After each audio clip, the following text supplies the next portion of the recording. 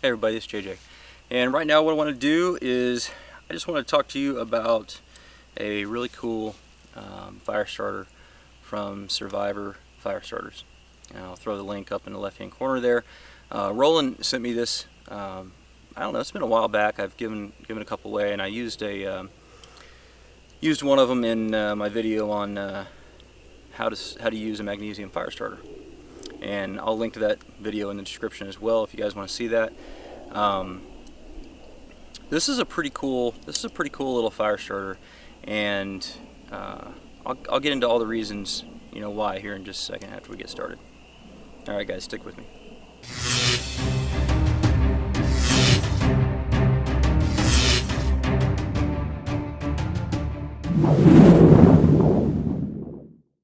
Okay guys, I couldn't find any marginal tinder, so I found some grass, just some dry grass, and it's actually in good shape and it would burn fine, but I thought, well, I'll just go ahead and pour some water on it, kind of simulate like I've got bad tinder.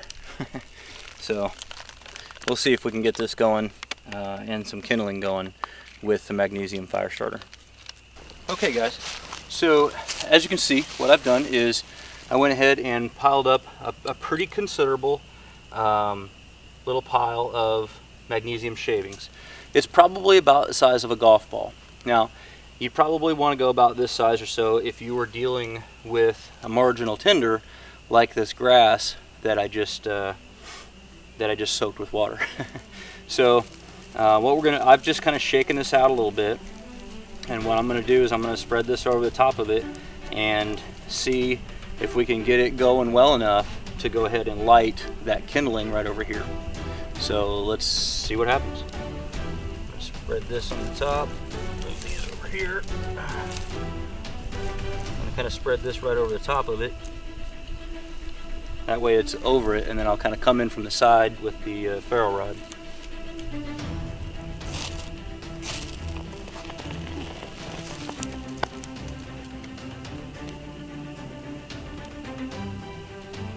Get it?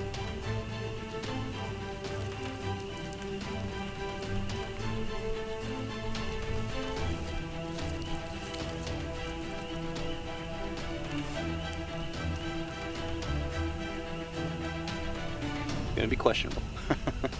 Again, the more you go, the better. You know, you get a bigger amount, and it'd even be better. But this tinder was obviously water soaked and not good at all, and we're still able to go ahead and get it, you know, up and get the kindling going. So that's awesome. You know, I mean, it's definitely a great tool. It's a lifesaver, and you know, it's going to last you quite a while too. I mean, I took off quite a bit today, and you know, you're really not too big of a chunk out of it or anything like that. You could use it a number of times, so I think that's pretty awesome. All right, let's go ahead and kind of cover a little bit of what all he's got going here. So what this is this a large magnesium rod. I'm guessing that the diameter is about 5/8 of an inch, somewhere in there. And what I like about this thing most is that this magnesium is very soft. And you know, maybe some people think that doesn't make any difference or whatever, and some people will say, well, you know, this thing's pretty expensive and all that kind of stuff. Well, I tell you what, using this, it makes every bit of difference in the world when you've got a really good soft magnesium as opposed to that harder magnesium that they use in like the Doan's bars and those kinds of things. It really just makes this a lot more user-friendly, and you'll see what I'm talking about here in a minute. Then we've got a ferro rod. It looks like it's been epoxied on here. Looks like about a 1/4 inch in diameter ferro rod, and seems to throw off, you know, good sparks and all that kind of stuff. I haven't used this one yet, but I have another one that I've used, and it worked out pretty well. So then coming up on the handle, on the very top, you have a button compass. It's not it doesn't have oil in it or anything like that. It's just your standard button compass. It does seem to be, you know, fairly accurate as far as button compasses go.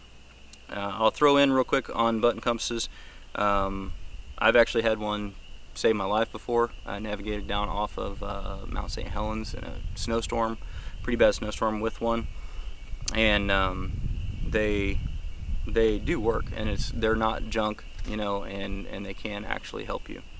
Now, on to the other two things that are on here. They recently included the signal mirror on here. To be honest with you, I think that that's just kind of gimmicky. I don't really believe that you're going to actually be able to get a good reflection off of that, and to be able to, you know, have rescue come and find you and that kind of thing. It's better than nothing, for sure, but I don't really think it's going to be a very effective signal. This part here is the it's just a temperature gauge, basically a thermometer, and you know, that's fine. I mean, it's pretty accurate. It's supposed to get up to 70 today. It says it's about 71, 72, you know, so you know, that's cool. It works. Do you necessarily need it? No, you don't really need it. If I was going to change this product any, what I would do is I would probably change it and put you know, like a fat wood handle on it, you know, or something like that, and then that way you could also have the fat wood shavings to shave off of it. And I would just leave out the button compass and the thermometer and the signal mirror and everything, and just put a big fat wood handle on it. I think that would be pretty awesome, really. I think that's the only way I can think of to actually improve this item. Anyhow, let me go ahead and get into showing you how this works. So you've got a little carbon steel scraper here. Doesn't have to be carbon steel. You can use any pocket knife, stainless steel, whatever the case may be. You can scrape the Ferro Rod, you know, with whatever you need to as well. No big deal either way. Now what I'm doing right now is I'm just scraping off the finish. There's kind of a lacquer coating that comes on Ferro Rods, and you need to scrape that off before, that way you can get a good spark. So if you've ever gotten a Ferro Rod and you tried to use it and it just wasn't sparking good for you, make sure that you scraped off that finish before you tried it, because otherwise it's not going to work very good at all. So as you can see, throws good sparks, you know, and it's fairly easy to, you know, to use. So let's go ahead and pile up some shavings here, some magnesium shavings, and light those up.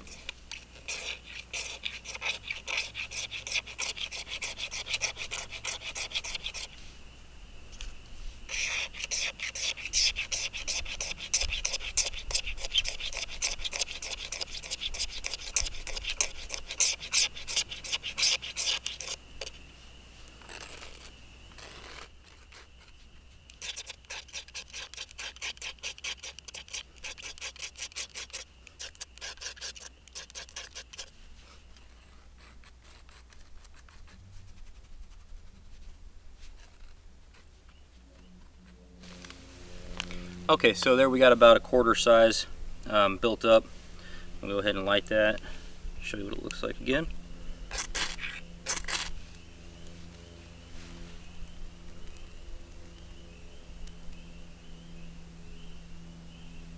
So about 7 seconds or so on that one. I don't know, not very long. But you know, the whole point is that you don't use magnesium by itself as a tinder. In that other video I kind of showed you I used a real marginal tinder. I basically used kindling instead of tinder to show you that it can be effective when you scrape up enough of it and get a big pile, you know. You'd want to scrape up as much as you could given the time and energy that you had at the time if it was an emergency. But for a regular fire under regular circumstances, you know, you want to combine this with some other tinder. You know, you want to, if you got some birch bark, or if you got, you know, whatever the case may be, you use the two together, and then that's going to help augment it and make it even that much better for getting it going. So that is kind of how these things are intended to be used. Anyway, guys, thanks for watching. As always, I definitely appreciate it when you click the thumbs up button, when you share it with your friends on Facebook, Twitter, and Google+. And don't forget to live the 6 P's. Proper prior preparation prevents poor performance. What's your guys' favorite fire starting device? Let me know in the comments below. Thanks.